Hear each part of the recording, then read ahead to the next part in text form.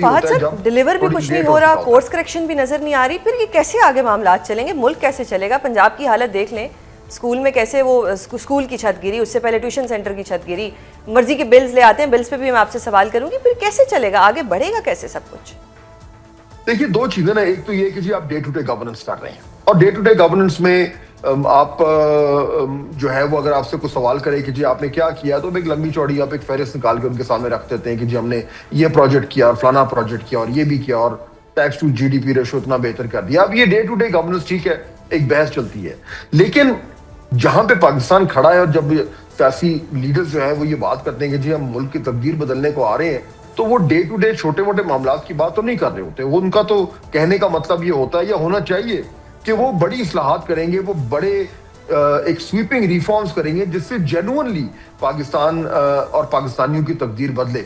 وہ ریفارمز کرنے کے لیے آپ کو پولیٹیکل ول کی ضرورت ہوتی ہے, آپ کو مشکل فیصلے کرنے کے لیے آپ کے پاس ایک جگرا ہونا چاہیے, آپ کے پاس ایک یعنی اتنا حوصلہ ہونا چاہیے کہ آپ وہ کام کر سکیں جن سے اکثر و بیشتر آپ کو جو ایک ویسٹڈ انٹرسٹ ہوتے ہیں ان کا مقابلہ بھی کرنا پڑتا ہے. یہ گورنمنٹ, یہ اس وقت جو موجودہ گورنمنٹس ہیں, میرے خیال میں یہ کہنا غلط نہیں ہوگا کہ وہ جو ایک بڑی اصلاحات ہیں وہ یہ نہیں کر پائے. اور آپ دیکھیں کہ آج ہی بلکہ یعنی یہ ایک ورلڈ بینک کی ایک رپورٹ آئی ہے جس پہ کافی کچھ لکھا بھی جا رہا ہے, اس میں بھی یہی کہا گیا ہے کہ جو ایک فنڈامنٹل ایشوز ہیں پاکستان کے, سب کو معلوم ہے کہ وہ کیا ہیں. اگر آپ سب جانتے ہوئے کہ بھئی ہم نے کیا بڑے کام کرنے ہیں, پھر بھی وہ کام نہیں ہو رہے, اور آپ کو سپیس بھی ملی ہوئی ہے, آپ کو نہ عدلیہ سے خطرہ ہے, نہ آپ کو اپوزیشن سے خطرہ ہے, نہ آپ کو اسٹیبلشمنٹ سے خطرہ ہے, نہ آپ کو میڈیا سے خطرہ ہے, کہیں سے آپ کو خطرہ نہیں, نہ آپ کو باہر کی دنیا سے آپ کو سپورٹ مل رہی ہے, سب کچھ تو آپ کے پاس ہے. اس کے باوجود اگر آپ بڑے فیصلے نہیں کر پا رہے تو obviously پھر آپ کے اوپر تنقید تو ہوگی. لیکن فہد سر, یہ تو خواجہ صاحب کہتے ہیں کہ ہائبرڈ نظام ہے, اب شاید اس کی وجہ سے بھی ان میں بہت کانفیڈنس ہے کہ ہائبرڈ نظام ہے, ہمارے پیچھے ہمیں سنبھالنے والے لوگ ہیں. کیا کہیں گے آپ اس پہ کہ بھئی اب اگر اس طرح کا ہائبرڈ نظام چلے گا پھر تو ایسے ہی ہوگا؟ دیکھیے ہائبرڈ نظام تو ٹیکنیکلی 2018 میں شروع ہو گیا تھا, پاکستان تحریک انصاف کے لوگ بھی کہتے تھے, لیکن پھر وہ ہائبرڈ نظام ختم بھی ہو گیا نا, اس کا سبسٹیٹیوٹ آ گیا. اس حکومت کا بقول آپ کے بھی کہ سبسٹیٹیوٹ ابھی تک نہیں ہے, یا اس کا سبسٹیٹیوٹ آ بھی سکتا ہے, یہ تو آپ بتائیں گے. آپ دیکھیں نا, جب پی ٹی آئی کی گورنمنٹ ایک ہائبرڈ نظام کے تحت حکمرانی کر رہی تھی تو وہ بھی ایگزیکٹلی کہتے تھے کہ ہمارا تو کوئی سبسٹیٹیوٹ ہے ہی نہیں, اس لیے ہمیں جب ان سے کہا جاتا تھا کہ جناب آپ سے گورننس تو ہو نہیں رہی, کام تو آپ سے ہو نہیں رہا, تو وہ کہتے تھے ہو نہ ہو ہمارے علاوہ کوئی ہے ہی نہیں. تو یہ تو ایک پرانی ایک دلیل ہے جو کئی بار پٹ چکی ہے. یہ میرے خیال میں اس گورنمنٹ کو بھی, میرے خیال میں آئی تھنک سو, کیونکہ تجربہ کار لوگ ہیں, ان کو یہ تو پتا ہے کہ متبادل ہمیشہ موجود ہوتا ہے, یہ کبھی نہیں ہوتا کہ نہ ہو.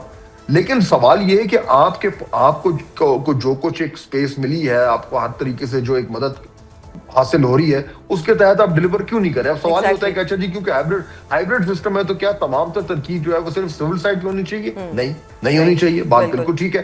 جب آپ حکمرانی کا بیڑا آپ نے اٹھایا ہوا ہے اور ایک پارٹنرشپ میں اٹھایا ہوا ہے تو پھر انگلیاں تو سب پہ اٹھیں گی. تو جب بات ہوتی ہے کہ جی کیا گورنمنٹ کے لیے خطرے کی گھنٹیاں بج رہی ہیں, تو وہ اس کا حوالہ ہمیشہ یہی ہوتا ہے کہ جی جو دوسرا پارٹنر ہے کہیں وہ تو فرسٹریٹ نہیں ہو رہا, اور اگر وہ فرسٹریٹ ہو رہا ہے تو پھر خطرے کی گھنٹیاں وہیں سے بجنی ہیں. یہ وہ سوال ہے جو ہر حکومت میں پوچھا جاتا ہے, اس حکومت میں بھی بات ہو رہی ہے.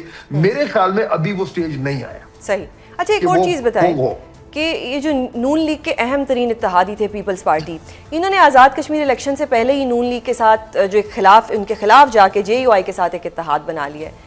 اب یہ کہا جا سکتا ہے کہ پیپلز پارٹی بھی نون لیگ کا سیاسی بوجھ نہیں اٹھانے کے لیے تیار؟ نہیں, میرا نہیں خیال جی. میرے خیال میں پاکستان پیپلز پارٹی کو اچھی طرح معلوم ہے کہ وہ اس نظام کا حصہ ہے, اور وہ تب تک ہے جب وہ اس حکومت کے ساتھ بیٹھے ہوئے ہیں. وہ ضرور شور کریں گے, جو کرتے بھی ہیں, وہ تنقید بھی کریں گے جو کہ وہ روزانہ کرتے ہیں, لیکن کیا کوئی ایسا سٹیج آئے گا کہ وہ یہاں سے اس نظام سے باہر ہو جائیں گے؟ میرا نہیں خیال. جب تک یہ ہائبرڈ نظام قائم ہے تو پاکستان پیپلز پارٹی اس کا حصہ ہے. اس کی وجہ یہ ہے کہ اس نظام کے باہر پاکستان پیپلز پارٹی کے پاس بھی کوئی خاص جگہ نہیں ہے.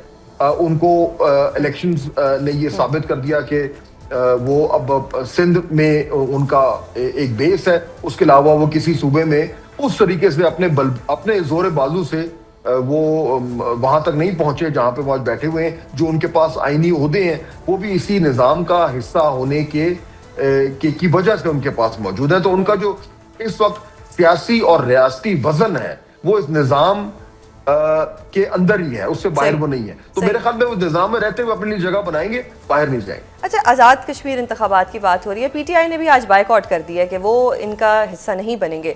اب یہ پہلے اس طرح پی ٹی آئی نے کبھی بائیک آؤٹ نہیں کیا, اب یہ بائیک آؤٹ کو آپ کس طرح سے دیکھ رہے ہیں کہ اب آگے کیا ہونے جا رہا ہے؟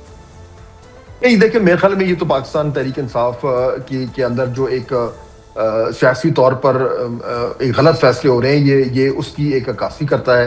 بوائیکاٹ, الیکشن بوائیکاٹ کرنا ہمیشہ ایک غلطی ثابت ہوئی ہے جس نے بھی کیا, اور بہت ساری جماعتیں جو ہیں وہ اپنی غلطی سے سیکھ چکی ہیں. پاکستان تحریک انصاف کا مسئلہ کچھ اور ہے. ان کے یہاں کیونکہ جو ایک سول ڈیسیشن میکر ہے ان سے کسی کا کانٹیکٹ نہیں ہے, تو اس کے جماعت کے اندر جو فیصلہ سازی کا فقدان ہے, جو ان کے آپس میں جو جھگڑے ہیں, جو ان کے رینک و فائل میں جو دراڑیں ہیں, یہ اس کا نتیجہ ہے کہ اس طرح کی فیصلہ سازی ہو رہی ہے. اس سے وہ اپنا جو سیاسی پوزیشن ہے اس کو اور زیادہ خراب کر رہے ہیں, مستحکم نہیں کر رہے.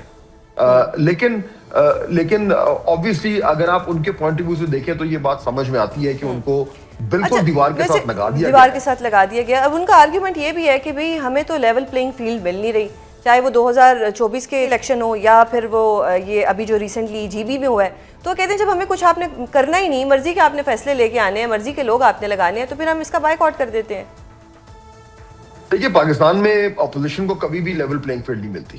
یہ تو ایک سیدھی سی بات ہے, ہمیں اچھا لگے برا لگے نہیں ہونا چاہیے. ان سے تو سمبل بھی چھین لیا, پارٹی بھی بند کر دی, لیڈر کو بھی جیل میں ڈال دیا, الیکشن کیمپین بھی نہیں کرنے دی, لوگوں نے خود ڈھونڈ کے ان کو ووٹ دیا, پھر فارم 47 سے نتیجہ بھی بدل دیا, جو ان کا ایک موقف ہے. یہ ہمیشہ سے کہتے ہیں کہ جی ہمارے ساتھ اس طرح ہوا ہے.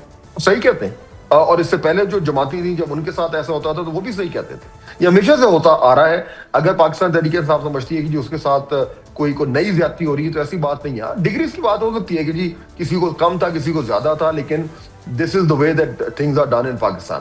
دیکھنا یہ ہے کہ جب آپ اس طرح کی پوزیشن میں آ گئے ہیں اور آپ کے پاس فیس بڑی کم ہے اور آپ کے اوپر ہر طرح کا دباؤ ہے, تو پھر آپ نے اپنی سیاست کو کس رخ لے کے جانا ہے, کس طریقے سے آپ نے اس کا مقابلہ کرنا ہے.